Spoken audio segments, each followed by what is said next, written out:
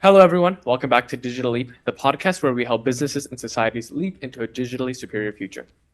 Today, we're taking a deep dive into the world of cutting edge technologies, human centeredness in tech, design thinking, and digital transformations. With us today, we have former Brown alumni Dakotah Rice. Dakotah is the founder and CEO of Poolit and CaliberX, and he has pioneered a platform that expands the accessibility of private equity and VC fund investments. He is currently selling Poolit and working on CaliberX, something we'll hear more about from him. As a proud Brown alum from the class of 2016, I'm looking to hear a little bit more about his time here. As us students here, we were here going to the same lectures, same professors, so we'd like to see how stuff has changed. And it hasn't been too long, so hopefully a lot of the things will still be the same, unlike some of our guests before who've described in the 80s and 90s. So, without further ado, let's get into the questions. So the first question, Dakotah, we want to start with is, can you take us back to the inception of Poolit?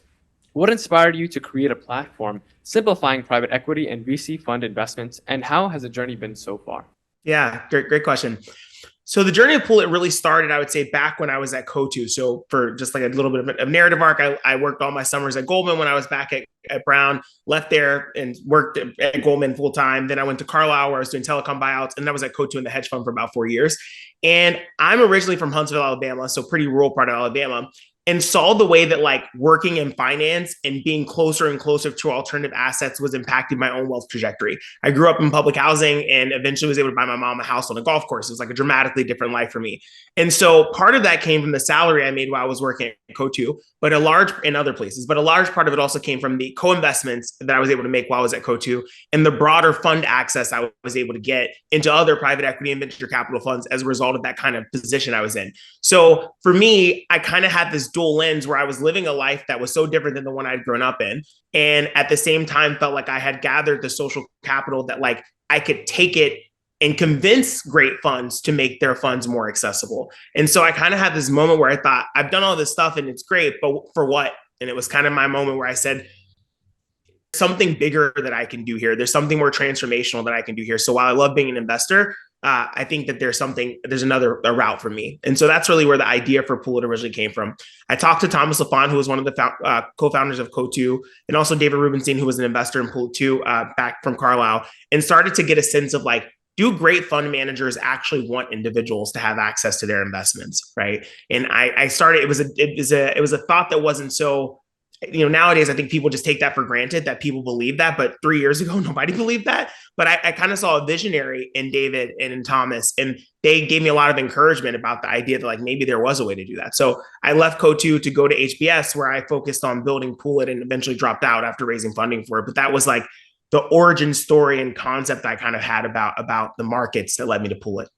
Yeah, so you spoke a bit about the social capital when you were talking about the campuses and when you were talking about your job experience as well as like your experience in Harvard Business School, where you like raised the capital and then, you started your own thing. And So dropped out. And dropped out. yeah, and dropped out as well. It's something very interesting because usually people are dropouts, but not like that many HBS dropouts. Yeah. So yeah, that's quite interesting as well.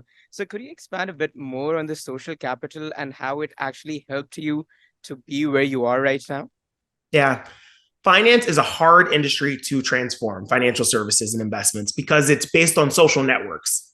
The way that people get access to a fund like a Cotu, just picking examples, or a Sequoia, it's not equally or equitably distributed, that access. It happens because you have a certain network that enables you to get that access, or you've reached a certain amount of wealth that you have a bank that has a network that gets you that access. And so, what I was really describing in that is like, it's not one that you could just say, hey, I want to go transform something in finance, and then automatically, just because you want to, you can just go out there and do it, right? There's a lot of people who have to say yes in the midst of this, right? And so I had accrued social capital in the sense that I did a lot of stuff while I was at Carlyle and Cotu, beyond just kind of being this person who was just a cog in the machine, that led me to consistently be around other people in the industry that ran funds, right? So like the equivalents of like a Thomas or a David, et cetera. And so in the early days of trying to transform an industry like finance, where it's so social network intensive, you have to have social capital and credibility so that people work with you in other ways that you don't even think about. For example, how do you like get somebody like a bank or a custodian or a transfer agent or something to open up their APIs like a Fidelity or a Schwab? they're not going to just open up their APIs to somebody who just say that want to change True. the world. So I think it's one of the things that if you can build it, it's a great moat for people who can overcome that challenge, because it's not something where it's easy for everybody to just go recreate. There has to be a lot of founder market fit.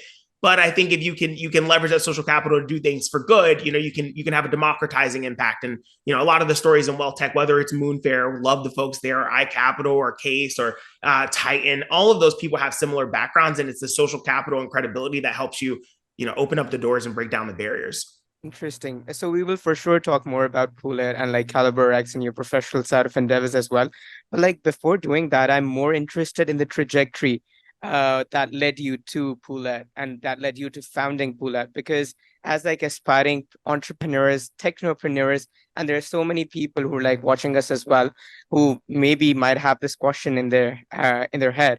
That like what are some of the very, very important attributes or qualities that a founder must possess in order to like motivate that team around them, in order to like make them believe in the vision that they carry? Because you spoke a bit about the social capital, then you spoke a bit about the credibility, which I guess is something very, very important as well, because we ourselves usually do some techpreneurs, right? And we usually do some entrepreneurial ventures, and we do observe this thing that in order for someone to actually believe in you, you need to have that credibility with you, right? So what do you think? What are some of the qualities or some of the aspects of the founder that they should really be focusing on in order to create a very good team that is motivated and that's going to reach the sky?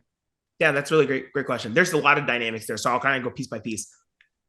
In the earliest days, the easiest way you can get people to believe in what you're doing is to go to folks that have a lot of credibility or expertise in industry, or consider industry titans or experts, and start talking to them about what you want to do. And if they start to believe what you want to do is plausible and feasible, then when you go talk to new people or try to recruit people to come along with your venture, you have a person that can be your ambassador about you as a person and also about the idea that you have. So one of the early strategies for me was really getting a bunch of people. I talked to everyone. Like I talked to everybody I worked with when I was back at Goldman. I talked to everybody I worked to while I was at Carlyle. I would go and scrunch like the SEC's website about how they were thinking about democratizing access and call regulators, find professors that were working on things. Like I just scoured the universe for anybody to like say, hey, look, can you talk to me for 10 minutes? And can I just tell you this idea I have about how the world's going to change, how this world's going to change?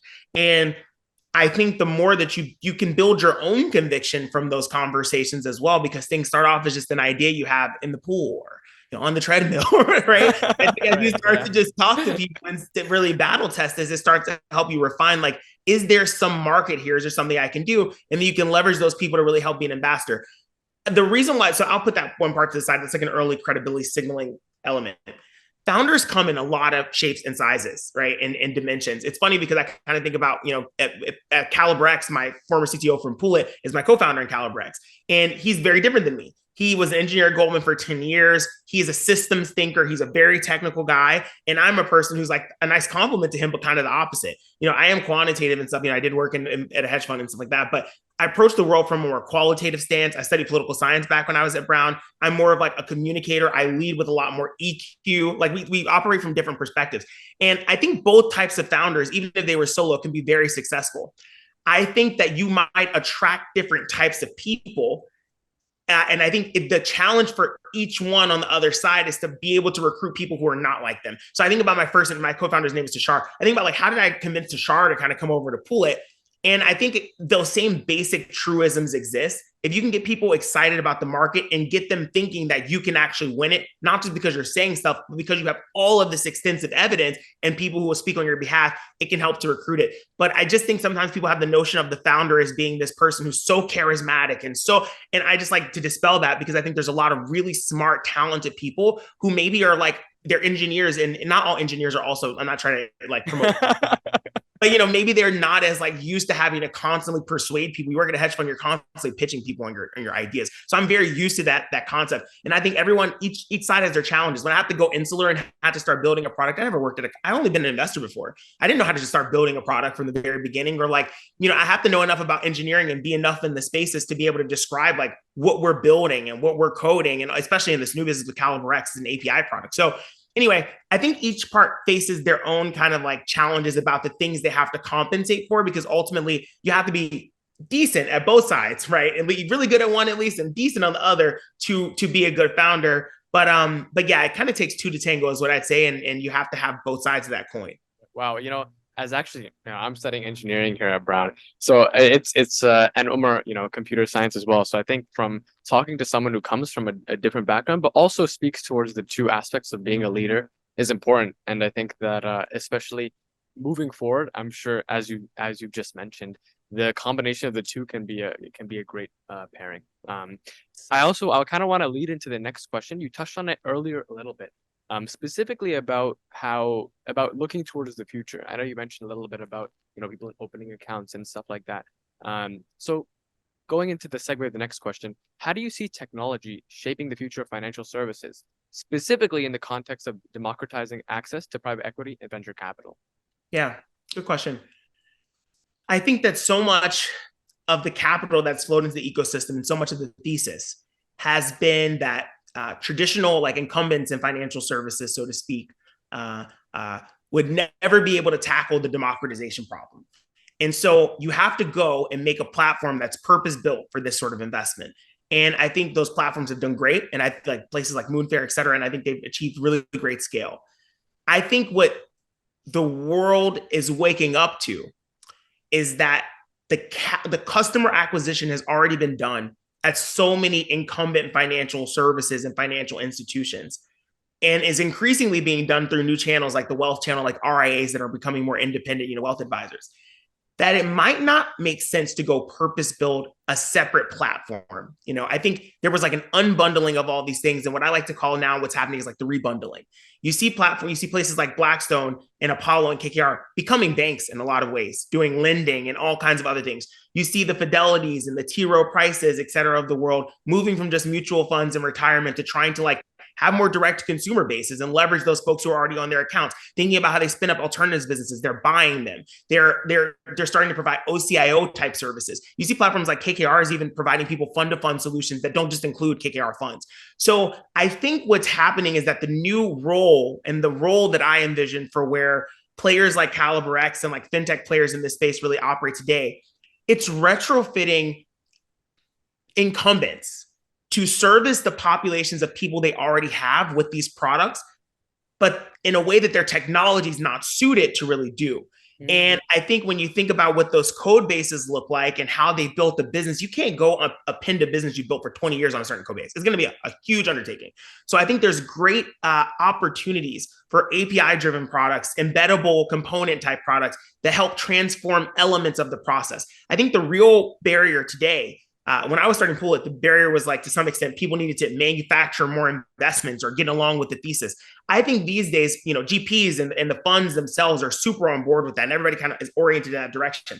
Today, the real problem is that so much of this system is predicated on really large institutions delivering really large checks, and all of the processes related to that are very manual. But they're manual because they can be with $100 million investment and a team of people doing ops at an endowment. When you start to think about how do you scale that to private banks and RIAs and all these other places that have millions. I mean, you think about like a Fidelity, I think they have over 40 million people that are in the Fidelity ecosystem.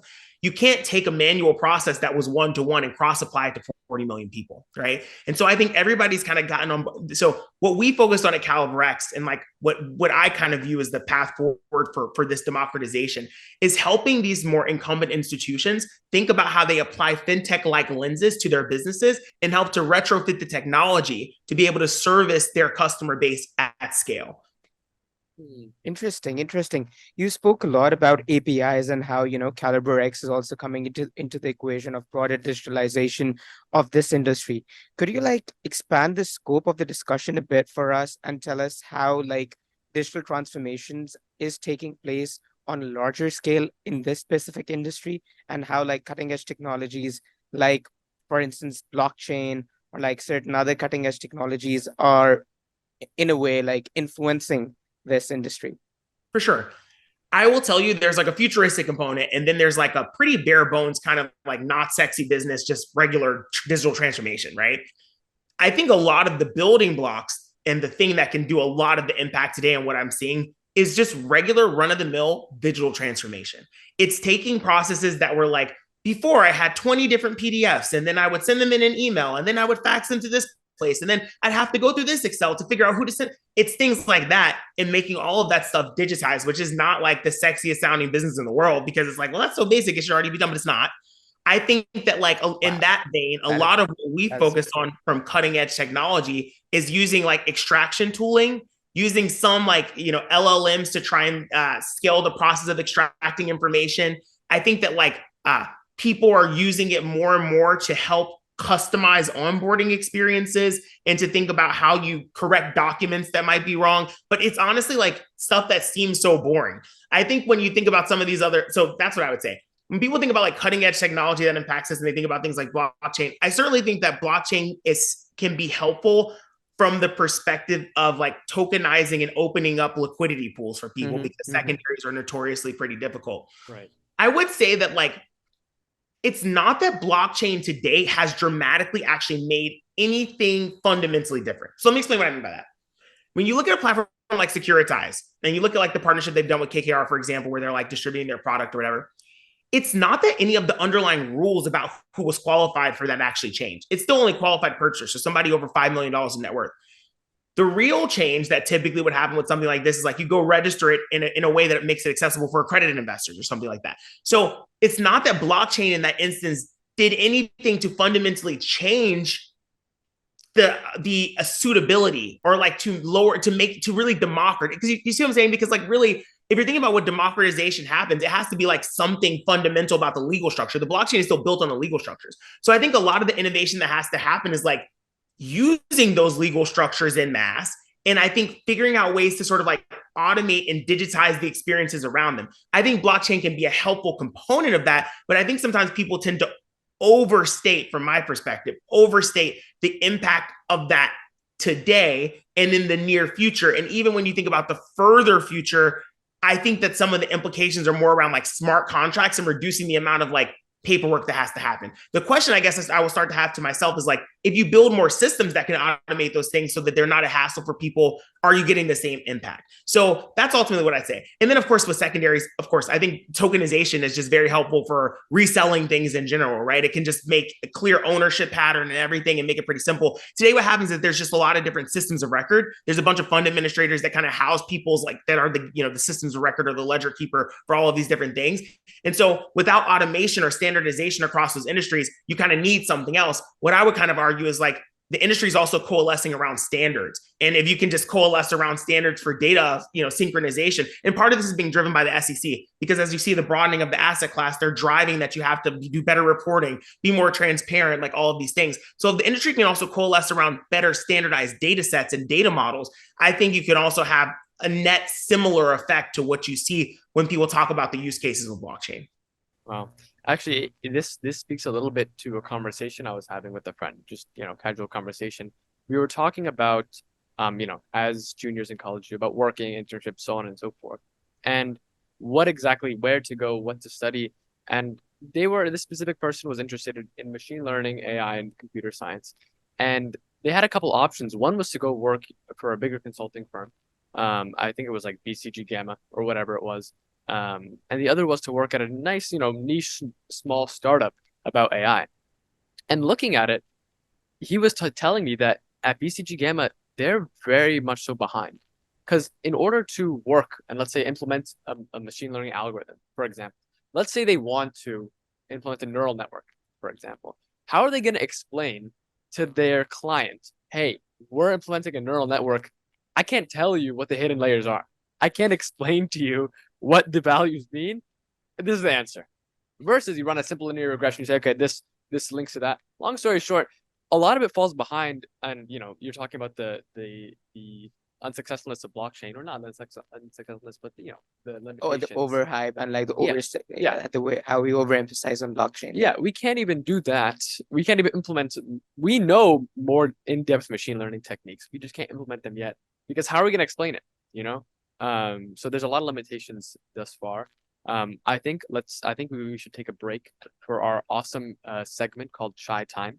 Dakotah, we're gonna take a break for a second. I'm gonna go get some chai. If you have coffee or tea, please join us, and we're gonna ask some some more personal questions about your life, about your life at Brown, and so on. So we'll take a break and we'll see you guys back in a second. Thank you for joining us back. We have our lovely chai. Dakotah, if you were here, we'd love to, have a seat for the couch and some nice chai for you. Thank you. I appreciate it. And so hopefully when you return to campus, please let us know. We'd love to make some chai for you. Yes. But like the chai this time, so Dan, I knew that you're not coming. That is why I didn't make the chai. It was Danish who actually made the chai this time. So yeah, but like when you come, I'll make the chai, and Danish could tell you I'm like one of the best chai makers ever. Yeah. So my chai is popular throughout many continents. So it's popular in South Asia, it's popular in Europe, and now it's popular in North America as well. There we go. You have to come over here. Internationally known. There we go. So I think let's dive into the first question. I think tell us more about yourself, I guess, your hobbies, what you like to do, where do you live so far, or where do you live right now, and I guess general activities. Yeah. Let's see. So things I like to do, I love playing tennis. I think it's a lot of fun. I love cooking. So I'm always like browsing through my TikTok, finding fun new recipes to do. My family jokes that like I always try to take traditional things and like change them up a lot. So with Thanksgiving, they're like, so you're the change maker, huh? You're the revolutionary. So I love all that stuff. As Brunonian as it gets. As Brunonian as it gets, exactly, through and through, ever true. I have a little French bulldog, love going on walks with him. I like traveling a lot. And yeah, I think like just hanging out with my friends, going to new places, trying new restaurants is always like a good time. So I really enjoy those things. These days I'm living in Miami. That's where the company's based. We'll likely move to New York sometime this upcoming year, but I've been in Miami. And yeah, that's kind of like the high level on me. Love it. What's his name, man? Zazu. Okay. Wow. Very nice. Yeah, sure. So since we were like just during the break, we were talking about our time at Brown, and like we were saying that how much of an impact the college environment that you come from and like the educational setup, or basically not even the educational setup, your surroundings play in, whatever you're going to be doing in the future, in a way that it's not mainly the academics, but it's the people who you surround yourself with. If they're supportive, then it really, adds to your trajectory. So what do you think? Like, how did your college experience shape you in a positive manner, in a positive way? Yeah, that's a great question. I think that like Brown was really big on just exploration. And so I did take some CS classes while I was there. I took bio classes, I took poli-sci classes. I kind of took anything I wanted. And I think in being able to really explore the problems I wanted to explore, I think it set me up nicely for life. To do it from there was kind of a similar concept. I was choosing to do things that I kind of wanted to do, and I'd have to go like all around to kind of figure out the answers to problems. And so I think that was great. I think Brown just also has like a very outspoken tinge. And so because of that, you get a lot. I'm from like the rural South, where people are not like as vocal about different 100%. things. We can vouch for that. Yeah. So when I came to Brown, right now. Yeah, I was like, people were saying everything they feel, and they're kind of outside doing it, and it kind of got me more emboldened. Like, I'm gonna say what I feel too, and I'm gonna sir. I think it's so important to learn that, because you have to like speak up for yourself in all these places, and that's how people ultimately realize you have anything to say. If you're kind of just sitting there and nobody's really cares, you're just kind of blending into the background.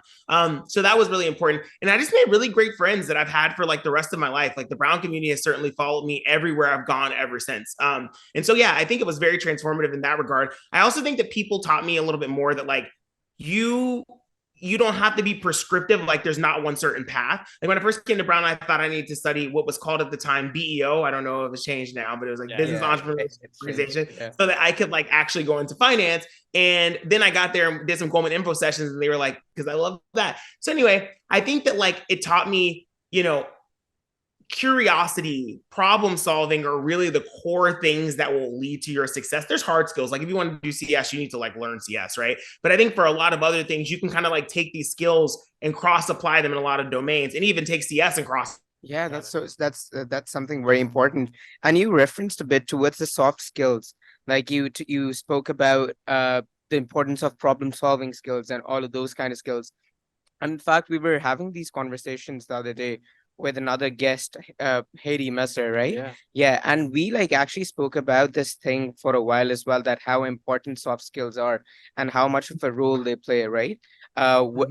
if you're like approaching a problem as an entrepreneur, because at the end of the day, entrepreneurs are problem solvers. They identify a gap in the society, they identify a need, and then they solve the need. So could you like expand more on the human centric element and its importance, no matter like the industry, but like its importance as a whole? Because as you briefly mentioned, the problem solving skills and all of those things, they in a way lead to you understanding the needs and the perspectives of the end user, right?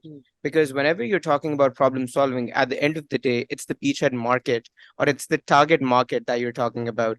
And if you're talking about your end user and their needs and understanding them and empathizing with them, you usually are talking about the human centric element. So could you like expand more on it and how much of an importance it plays in businesses, in everything? Yeah, it's the most important thing. That's what I'll say. I think that like in general with careers and then you fundraise and do all these things, like the networks that you build are critical. So one thing I didn't do when I was younger is like focus on the network that I had as much. I really do think that like that is like one of the most important things you can ever have and do. And so of course the soft skills come in that. But in terms of like business building, you know, you can't just say, "Oh, I have this cool idea. I think it's amazing. Like I'm gonna just go build this thing." You know, that's a recipe for disaster. I think like the building the building blocks of a successful business are like learning like from a truly genuine place of inquiry. What is the problem here? Right? Like when you, for example, you kind of think about like access to alt as an example. Like, what is the problem? The presupposition could be that, oh, the problem is GPs. Like you need to have funds that are on board. But like you have to go out there and talk to people to really figure out like, is my assumption about what that core problem is, that really the problem, by talking to people who would actually use the product. I think once you kind of, and that's a process that never stops. I mean, like you are continuing to do that throughout the life of an entire business. That's the core of the business and building products. Then I started to think about other parts about building a business. Like as a CEO, one of your biggest jobs is recruiting people, right? You have to make sure you get like great people on board. That it's a huge part of your business. And so, especially as early hires. So it's like, how do you like also communicate your vision to people? How do you learn about how people will to also decide, hey, look, maybe this is not the right fit, right? Like you have to kind of be able to intuit all of these sort of things. So I think that part is super important as well. Then like there's an element of like team building and what is the culture you're setting that will inspire the output. You know, places that tend to be really, really successful, I mean, making like, 20, 30, 40 billion dollar or trillion dollar companies, they really operate from like a very culture centric perspective. So you have to think a lot about like, what is the incentive structure and what is the way that we communicate, the way that we work? What is the transparency around the things that, how we do things? Is each incremental person we're hiring diluting that culture or adding to it and reinforcing it? That's just all like a very important part. And so, the core of all of it is really humans, because humans are outputting the product. Humans are consuming your product, and you have to think about what are their real problems and not delude yourself into thinking, when you don't. You have to talk to people, constantly be on the ground. And of course, the lifeblood of everything is like relationships, right? And making sure you're kind of building those, recruiting the right people, keeping relationships with investors, just very critical. So yeah, the whole thing is really very human-centered. Got it. Wow. No, that's, I mean, a huge part of, I guess, our thinking and what we do is that human-centered element is, as you said, the most important part. It allows you to empathize with them, to put yourself in their shoes, and to build everything around the client, around the consumer. I think also let's segue into more. We talked about your experience background, more looking towards the future. I think we're so blessed and fortunate to have you here, given a lot of your background and experience. We can't pass up on the opportunity to geek out about your experience. And therefore, looking towards the future, what trends or developments in the financial markets are currently capturing your attention? And how might they impact the future of fintech? Yeah. I would say that in the space I operate in, a huge thing that I just kind of always think about is like the ways in which you bring incumbents online and the fintechization are established players. I also think that like as with any industry, there is a crop of like emerging wealth tech players that are really, really, really going to be massive. And so another part that I think about as now doing a B2B business is thinking about what are those client bases. Of course, I'm investing on this side, but also making sure you have like a lens on the future with a lot of these folks who are kind of emerging and really exploding in the space. As far as like the technological developments that I think are really important, the infrastructure is very flawed for distribution of alts.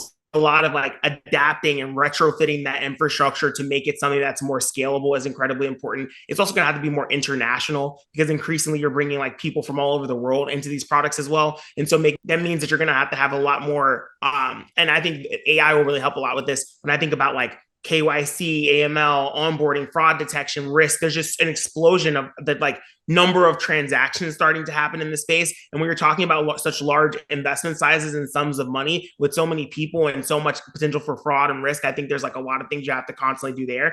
I think there'll be a lot of interesting derivative products that are only accessible right now to people who are super wealthy that you can start to do leveraging this data. For example, like some people can get have $100 million position in Cotu and they can get a loan against it, right? So they never have to sell it, or, loans against other sort of illiquid assets, thinking and using the data from these transactions to create a more interesting derivative products that can kind of like come from them, I think is very interesting. And so, yeah, I think that with the scale that's kind of coming in the space, there's a lot of challenges. And I think there's also a lot of opportunities for these kind of new products to sort of exist on top. I think another thing that's like a big barrier that people talk about a lot is like education for alt. I think, what I primarily focus on today is like taking people who are already pretty educated about it and getting them paired, right? But maybe they have other problems with access. And so that's kind of what I think our company does today. But a lot of like the focus is how do you educate registered investment advisors and educate consumers better? I think, I can envision a future where like each firm has like a co-pilot that's also kind of like their IR person where they feed proprietary data into it. So RIA, just in general, I think like the educational piece, that there's a lot that is I think will be helped out with the educational piece,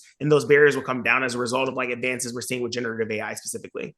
Thank you so much, Dakotah. I know we're like running out of time, but like lastly, I wanted to ask this question that what is the piece of advice or like the suggestion that you'd give to aspiring entrepreneurs and especially entrepreneurs in the technology aspect?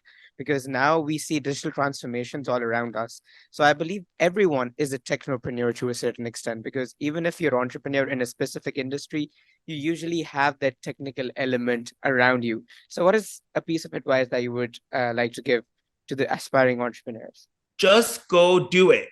I think that's like the biggest that I would say. Just go do it. I think that people over intellectualize things and that is so true. About all of these things and frameworks and how would I approach this? And I have to read this book first. And I think the real thing you need to go do is just go talk to people and make sure that the thing you think is a problem is a problem. Try to get an understanding of, are there a lot of people in the world like that? And then can you charge people? Like, is it enough problem that they can give you money that you can make a scalable business? And then from there, I think you just go do it. And I had to I was a victim of this myself, because I think I'm very, I want to do everything perfect. Like, I need to triple check this 5 times. Oh my God, I can't do a sales outreach until I have a 10-page sales deck that looks perfect and polished. And at the end of the day, none of that's going to make your business successful. What's going to make your business successful is talking to customers, building the right product, getting your team right and the pricing right, and making sure that ultimately you're selling something that people want and will pay for. Got it. Wow. Love it. That was a fantastic way to wrap up. Love the positive note. Love the just go do it attitude. Thank you everyone for joining us today on Digital Leap. Today we talked with Dakotah. We talked about from dropping out to HBS to starting up multiple companies, and as a leader in the fintech and technology area. To cooking as well, something very important, adding some newness to it, right? To the traditions. We have to touch more on that post afterwards. We will. Just amongst us. But thank you again for joining us. Thank you for having me. This is a fantastic episode of Digital Leap. And until next time. Thank you so much, Dakotah. Thank you.